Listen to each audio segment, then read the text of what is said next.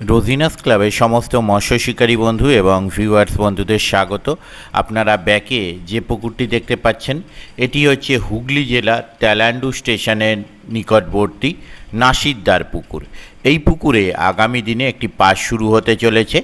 পাসটি অবশ্য হাতছিপে পাস, তো সেই পাসের তথ্য আমি আপনাদের সঙ্গে শেয়ার করছি, আপনারা একটু জেনে নিন বা দেখে নিন।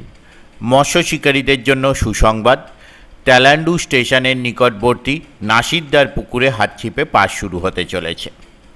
পাসের তারিখ 21শে সেপ্টেম্বর 2025 রবিবার হইতে পাস শুরু হইবে। টিকিটের মূল্য 1000 টাকা, অর্থাৎ একদিনে একটি সিটের মূল্য 1000 টাকা। এই পুকুরে মাছ ধরতে গেলে কিছু সামান্য নিয়ম মেনে মাছ ধরতে হবে, সেগুলো আপনারা একটু জেনে নিন বা দেখে নিন। অগ্রিম 500 টাকা দিয়ে সিট বুক করতে হবে।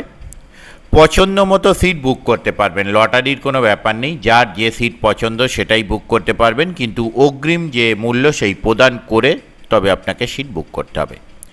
প্রতি সিটে 2 গাছা ছিপ ব্যবহার করতে পারবেন। কেবলমাত্র পাউরুটি ও পিঁপড়ের ডিম ছাড়া অন্য কোনো রকম টোপ ব্যবহার করতে পারবেন না। মাছের সাইজ ছোট থেকে 1.5 কেজি পর্যন্ত। কিছু মাছ ছাড়ার ভিডিও আমার কাছে আছে, সেগুলো আমি আপনাদের সঙ্গে শেয়ার করে দেব। পুকুরে কীরকম কী মাছ আছে সেটা দেখার ব্যবস্থা কমিটি করেছেন। মাছ দেখানো হবে 15ই সেপ্টেম্বর সোমবার সকাল কম বেশি 7:30 নাগাদ। তো যারা মাছ দেখতে ইচ্ছুক তারা উক্ত দিন উক্ত সময়ে পুকুর পাড়ে উপস্থিত হয়ে যাবেন। আর আমি যদি যেতে পারি তাহলে সেই ভিডিও আমি আপনাদের সঙ্গে শেয়ার করব। যোগাযোগ, এই কমিটির সঙ্গে যোগাযোগ করার জন্য ওনারা যে নাম্বার প্রদান করেছেন তা হলো কন্ট্যাক্ট পারসন মিস্টার সঞ্জয় দা।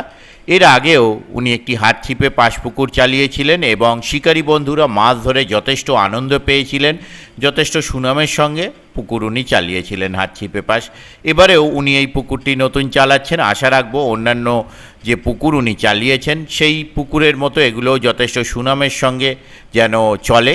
তো আগের পুকুরেও আমরা দেখেছিলাম সুন্দর সাইজের উনি মাছ রেখেছিলেন, শিকারী বন্ধুরা মাছ ধরে আনন্দ পেয়েছিলেন, এবারেও যেন আনন্দ পান সেই আশা রাখবো।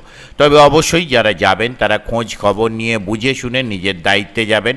মাছ খাওয়া না খাওয়া কোনোটাই আমার ওপর ডিপেন্ড করে না, তাই আবারও বলছি খোঁজ খবর নিয়ে নিজ দায়িত্বে মাছ ধরতে যাবেন। আর যারা লোকেশান জানতে চান বা কিভাবে যাবেন তারা ওনাদের কন্ট্যাক্ট নাম্বারের মাধ্যমে কন্ট্যাক্ট করে একটু জেনে নেবেন, আর আমি যখন যাব তখন লোকেশন এখানকার দিয়ে দেবো। ধন্যবাদ।